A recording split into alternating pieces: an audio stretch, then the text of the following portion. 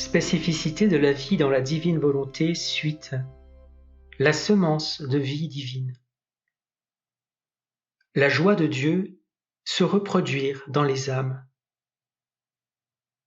Jésus a dit à la bienheureuse Dina Bélanger, « Ma joie, en plus du bonheur parfait et éternel que je possède en mon Père et en moi-même, est de me reproduire dans les âmes que j'ai créées par amour.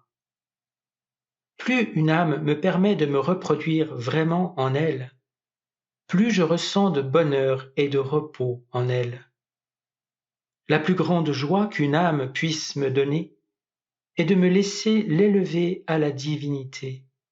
Oui, ma petite épouse, je ressens un immense plaisir à transformer une âme en moi-même, en la divinisant, en l'absorbant complètement en la divinité. Changement des actes humains en nature divine. Voici quelques citations de Jésus à Louisa. « Écoute jusqu'où mon amour peut aller. Lorsque la créature se dispose elle-même, appelant ma volonté dans son acte, ma divine volonté opère. En opérant, elle appelle son infinité, sa vie éternelle, son pouvoir qui s'impose sur tout, son immensité qui mobilise tous et tout. Changer les actes humains en nature divine constitue les plus grands prodiges que ma volonté puisse réaliser. Elle possède l'amour, et c'est l'amour qu'elle donne. Dès que nous voyons qu'une créature est sur le point d'accomplir un acte, nous nous disposons, devenant acteurs et spectateurs de notre vie même. Quelle joie, quel bonheur, ma fille, de pouvoir nous former nous-mêmes, d'avoir quelqu'un qui nous connaît et nous aime, de posséder notre palais royal dans la créature. Donc, si elle adore, remercie ou bénit, la force divine de ma volonté court changer cette adoration, ces remerciements et ces bénédictions en nature divine. C'est pourquoi la créature a en son pouvoir, comme par nature, de toujours adorer, remercier et bénir la majesté suprême, parce que ce que ma volonté communique, par nature, possède l'acte continuel et ininterrompu. Dans la divine volonté, il peuple nos actes avec la variété de ses vies divines.